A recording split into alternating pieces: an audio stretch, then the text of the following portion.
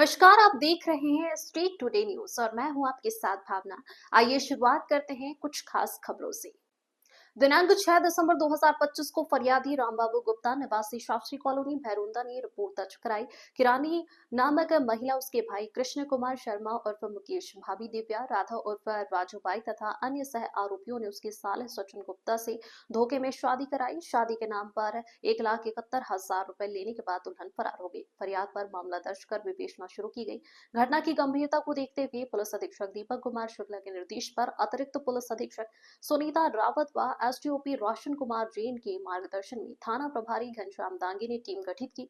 Team ने लुटेरी दुल्हन रानी प्रजापति निवासी आगरा उत्तर प्रदेश व उसकी सहयोगी दिव्या निवासी दोराहा सीहोर को गिरफ्तार किया। उनके कब्जे से नकदी, मोबाइल एवं जेवर बरामद किए गए। दोनों को माननीय न्यायालय के भिरुंदा में पेश कर आगे की कार्रवाई जारी है।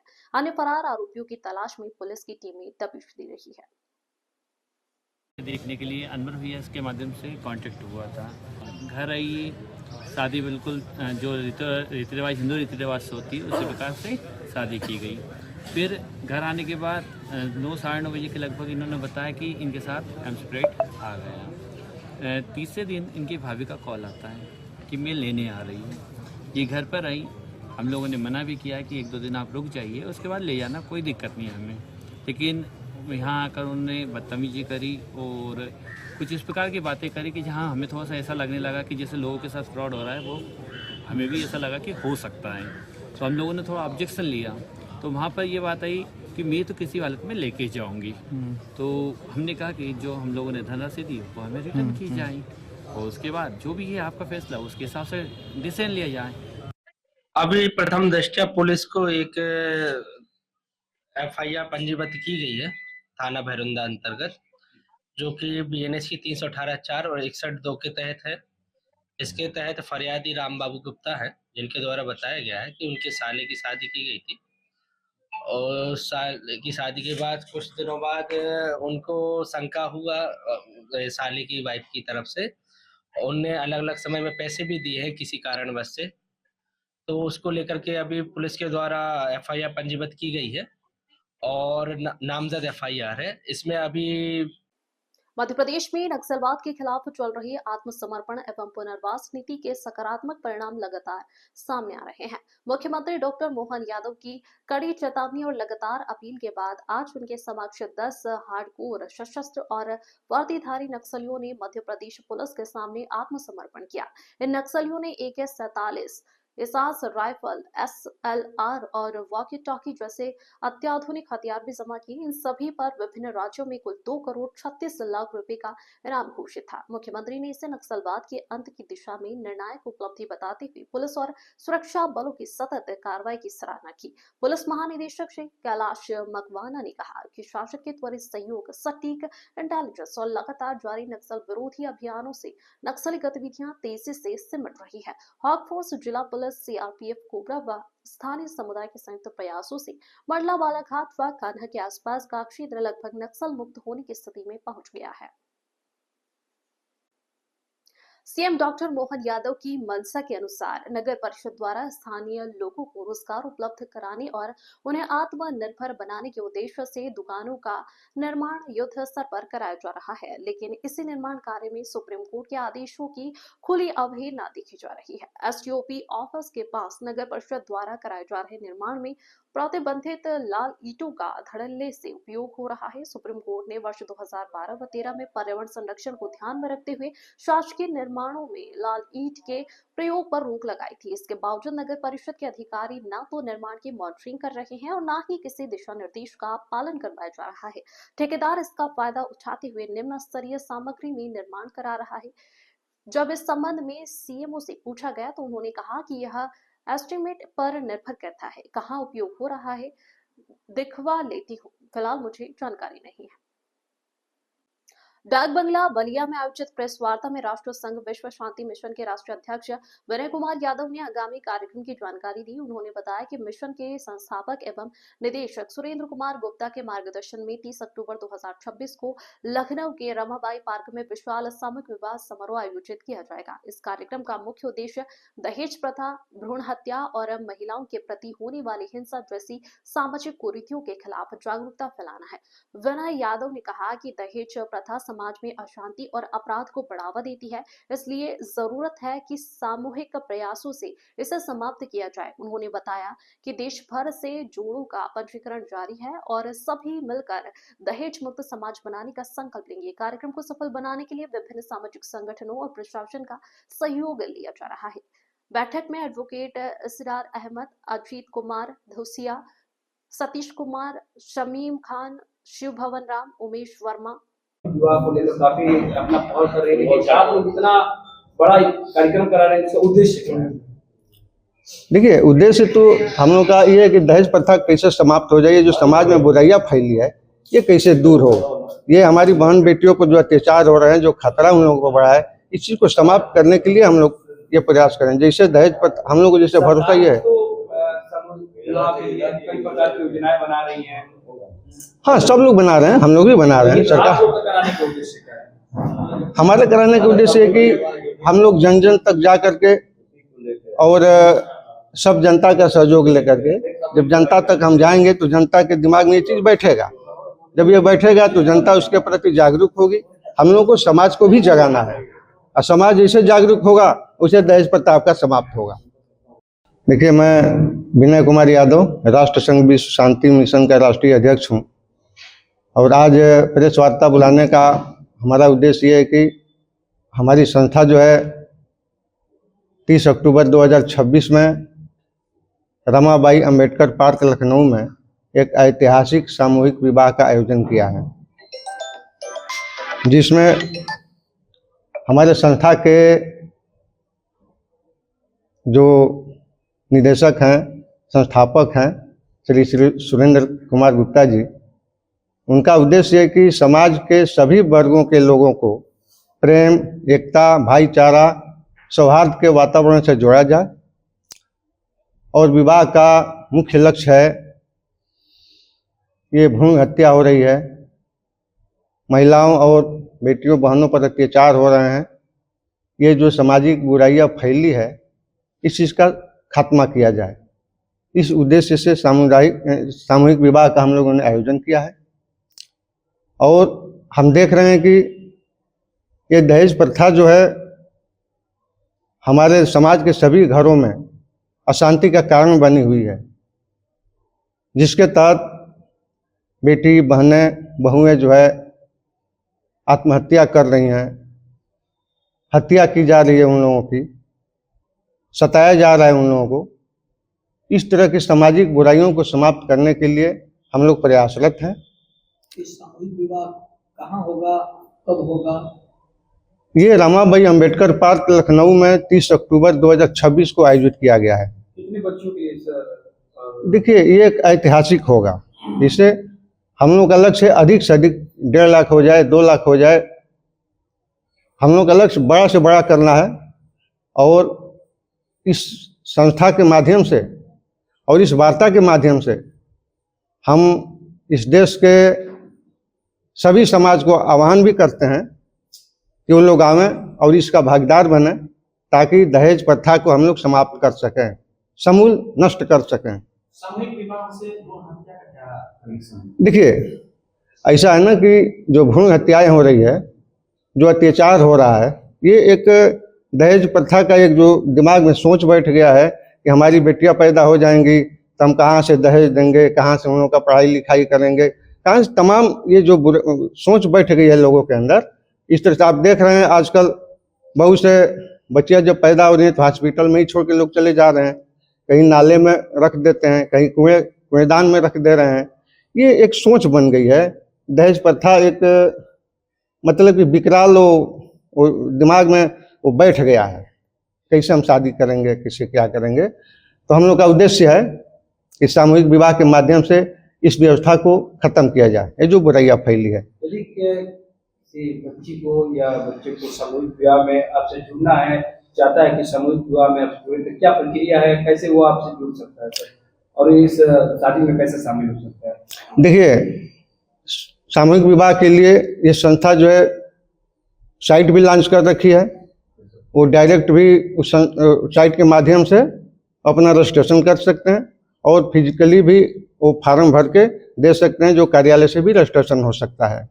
इसके लिए तमाम व्यवस्थाएं की गई है और हर जिला में, हर प्रदेश में हम लोग ये बिल्कुल फूंक चुके हैं। और विशेष तौर से चूँकि आप लोग ये जिले की बच्चियां केवल इसमें शामिल हो सकती हैं या बाहर के अन्य जनपदों से? नहीं, ये पूरे इंडिया से पूरे आ भारत सकते हैं। से? हाँ हाँ लखनऊ में कर रहा है आपने? हाँ, लखनऊ में कर रहे हैं। पूरे इंडिया को अवसर दिया गया है, क्योंकि हम लोग का भारत देश जो है, हम लोग नागरिक हैं भारत के। हाँ, तो हम लोग चाहते हैं कि पूरे भारत में ये संदेश जाए और दहेज प्रथा का खात्मा हो। थोड़ा सा पूरा रजिस्ट्रेशन की प्रक्रिया बता दीजिए। बलिया की अगर कोई बेटी अगर रजिस्ट्रेशन करना चाहती है, कहाँ से करेगी, कहाँ ऑफिस से आप लोगों का कैसे भी आपको अपील करूँगी? वेबसाइट, देखिए, वेबसाइट जो कांटेक्ट कर सके। हाँ, फ़ोन नंबर भी है और वो चूँकि पेपर में भी निकल रहा है, पेपर में भी इस चीज़ को निकाला जा रहा है, उसमें भी फ़ोन नंबर दिए गए हैं, उसमें साइट भी दिए गए हैं और कांटेक्ट नंबर भी है। लोग उसमें कांटेक्ट करके अपना पंजीकरण भी करा रहे हैं और तमाम व्यवस्थाएं उसमें अपना ले रहे हैं। देखिए, ये अधिवक्ता डॉक्टर विक्रम पिपल ने होटल युवराज में पत्रकारों से चर्चा करते हुए वर्तमान राजनीतिक वातावरण पर गहरी चिंता जताई। उन्होंने कहा कि लोकतंत्र का आधार समाज को जोड़ना था, लेकिन आज की राजनीति समाज को वोट बैंक बनाकर जातिगत विभाजनों की ओर धकेल रही है। उन्होंने आरोप लगाया कि राजनीतिक दल जातिगत जनगणना, आरक्षण के नए समीकरण तथा उपजातियों के ध्रुवीकरण के जरिए समाज में गहरी दरारें पैदा कर रहे हैं। तुष्टीकरण की राजनीति के चलते शिक्षा, स्वास्थ्य और रोजगार जैसे बुनियादी मुद्दे पीछे छूट गए हैं। डॉक्टर पिपल ने कहा कि विखंडित समाज कभी सशक्त राष्ट्र नहीं बन सकता। उन्होंने मजबूत भारत निर्माण हेतु 3 सुझाव दिए: संवाद बढ़े, समान अवसर मिले और मतदाता जागरूक होकर वोट बैंक नहीं, जिम्मेदार नागरिक बनने का संकल्प ले। उन्होंने सभी नागरिकों से आह्वान किया कि वे संकीर्ण राजनीति को नकार कर समरस भारत के निर्माण में योगदान दें। जो हम फर्क देख रहे हैं या ऊंच नीच का जो फर्क देख रहे हैं, इसे आप क्या मानते हैं कि इसमें जो ऐतिहासिक कितना इसमें योगदान है और वर्तमान में आपके क्या प्रयास रहेंगे? जैसा कि वर्तमान में हम ये शुरू से देखते आ रहे हैं कि हमारा समाज समरस समाज रहा है, लेकिन कुछ आक्रमणकारियों ने इस देश पर प्रहार किया, कुछ विधर्मी समाज ने इस पर प्रहार किया, जिसकी वजह से आपने देखा वो कुरीतियां पैदा हुई, चाहे सती प्रथा हो, चाहे रात्रि विवाह हो, चाहे बाल विवाह हो। ये सभी कुरीतियों का समापन किया जा चुका है। इस कुरीतियों का समापन करने में हमारे महापुरुषों को द्वारा काफी योगदान रहा उनका।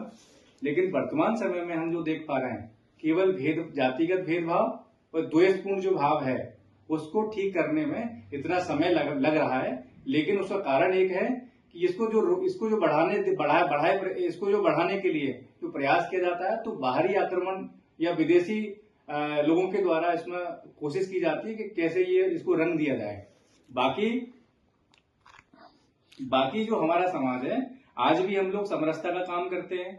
हम एक दूसरे से भाईचारे का भाव संविधान निर्माण के पश्चात भी रखते हैं और पहले भी रखते थे। अच्छा, आपने संविधान निर्माण की बात करी। अभी रिसेंटली एक ज्वलंत मुद्दा था जहां पर संविधान में जो निर्माता डॉक्टर भीमराव अंबेडकर है, लेकिन यहाँ पर ये भी मुद्दा उठकर आया मिश्रा जी की तरफ से कि नहीं, वो तो BN राव हैं। इसको आप कैसे देखते हैं? देखिए, भारतीय संविधान के जनक डॉक्टर बाबा साहेब अम्बेडकर ही हैं, लेकिन जो सर BN राव साहब का जो नाम आया है, वो नाम चूंकि हमारे संविधान सभा के सलाहकार जो BN राव साहब थे, और इस संविधान निर्माण में सारे सदस्यों की भूमिका उसमें रही है जी।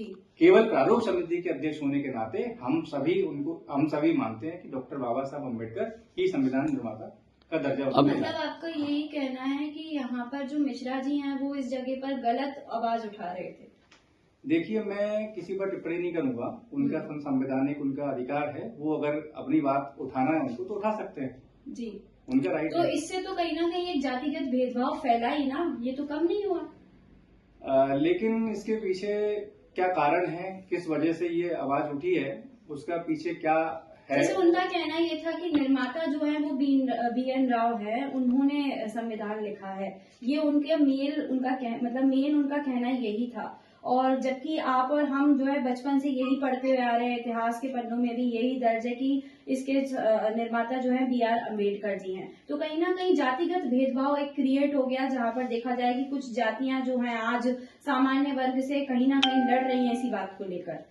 लेकिन मैं ये जो देख पा रहा हूँ, हमारा हिंदू समाज में सारे जो है ना जाति बिरादरियों के लोग ये जानते हैं और मानते भी हैं कि भारतीय संविधान के निर्माता डॉक्टर बाबा साहब अम्बेडकर हैं। सभी के द्वारा, चाहे राज्य सरकारें हों या केंद्र सरकार हो, सभी के द्वारा बाबा साहब अम्बेडकर जी की का परिनिर्माण दिवस मनाया और उसमें सभी के द्वारा कहा गया कि भारतीय संविधान के निर्माता डॉक्टर बाबा साहब अम्बेडकर हैं। अभी हाल ही में 6 दिसंबर को बाबा साहब का परिनिर्वाण दिवस बनाया, अलग अलग संगठनों ने, अलग अलग पार्टियों ने, तो इसे आप कैसे देखते हैं? देखिए, डॉक्टर बाबा साहब अम्बेडकर एक महापुरुष हैं और चूंकि महापुरुष की कोई जाति बिरादरी नहीं होती, उसका हिंदू समाज या समाज के सभी वर्ग उनका मान सम्मान करते हैं। चूंकि वर्तमान समय में मैं ये देख पा रहा हूँ कि जितने भी संगठन हैं वो बाबा साहब के नाम पर राजनीति करते हैं। बाकी इसके अलावा बाबा साहब अम्बेडकर के जो मूलभूत सिद्धांत हैं उनको हम अपने आचरण में लाने की आवश्यकता है।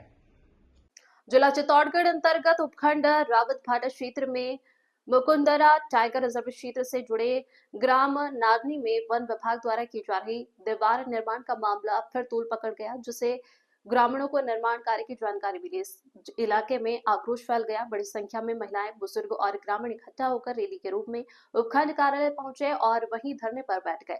ग्रामीणों ने उपखंड अधिकारी डॉक्टर कृति व्यास को ज्ञापन सौंपकर दीवार निर्माण कार्य पर तत्काल रोक लगाने, समस्या की निष्पक्ष जांच कराने और स्थायी समाधान निकालने की मांग रखी। ग्रामीणों का आरोप है कि राणा प्रताप सागर बांध निर्माण के दौरान सन 1965 में डूब स्थापित बताकर उन्हें यह जमीन आवंटित की गई थी, जहां वे पिछले 60 वर्षों से निवास कर रहे हैं। ऐसे में बिना पूर्व सूचना और बिना जन सुनवाई के अचानक दीवार निर्माण उनकी आजीविका और आने जाने के रास्ते पर बड़ा संकट खड़ा कर रहा है। ग्रामीणों ने साफ कहा कि जब तक प्रशासन उनकी बात नहीं सुनता और विवाद का हल नहीं निकलता, धरना अनिश्चित काल तक जारी रहेगा। मौके पर भारी भीड़ और बढ़ते तनाव को देखते हुए प्रशासनिक अधिकारियों को स्थिति पर कड़ी नजर रखनी पड़ रही है।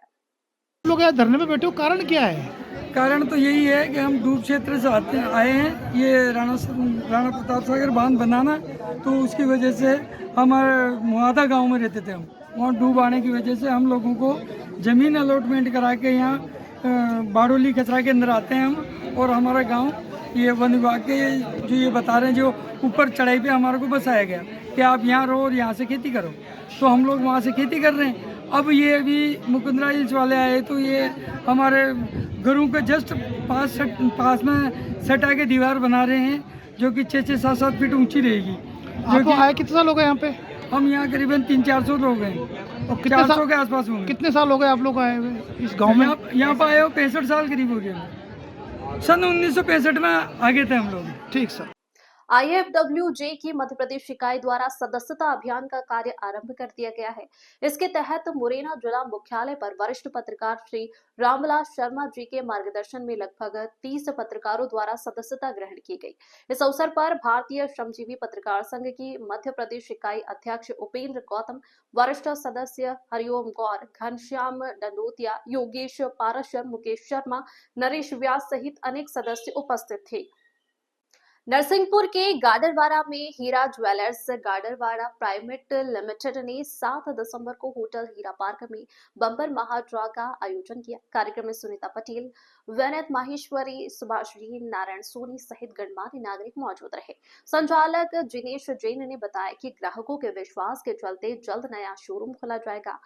ड्रॉ का कूपन एक बच्चे से निकलवाया गया, जिसमें कृष्णा डायमंड की ओर से कार का मुख्य पुरस्कार समक्ष मालवीय सहावन साली चौका को मिला। 2 होंडा स्कूटी के भी विजेता बने। सपोर्टिंग योजना के सभी इनाम वितरित किए गए, जिनमें 1 ग्राम गोल्ड कॉइन के 11 पुरस्कार और गैस चूल्हा, press, washing machine, LED TV, fridge जैसे उपहार शामिल रहे। संचालक सौजल जैन ने कहा कि पारदर्शिता के साथ ग्राहकों को उपहार देने के उद्देश्य से यह ड्रॉ आयोजित किया गया। हीरा ज्वेलर्स ने सभी विजेताओं को शुभकामनाएं दी। हीरा ज्वेलर्स से डायमंड रिंग खरीदी थी समक्ष के नाम से। हमने सोचा नहीं था कि हमको कार मिलेगी, बट इसके नाम से खुल गई कार। तो बहुत खुश है आज हम कि इसके नाम से कार मतलब खुल गई है।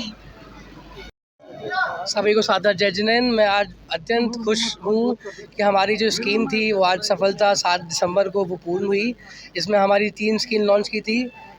हमारा कृष्णा डायमंड की तरफ से जो स्कीम थी जिसमें 6 स्कूटी और 1 कार थी।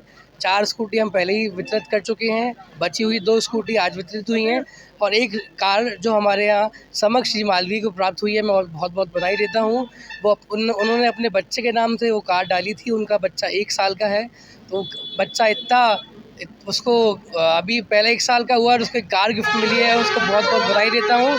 और हमारी जो बाकी स्कीम थी उनके भी सारे इनाम हम लोग सब पत्रकारों के सामने हमारे उपस्थित अपने हमारे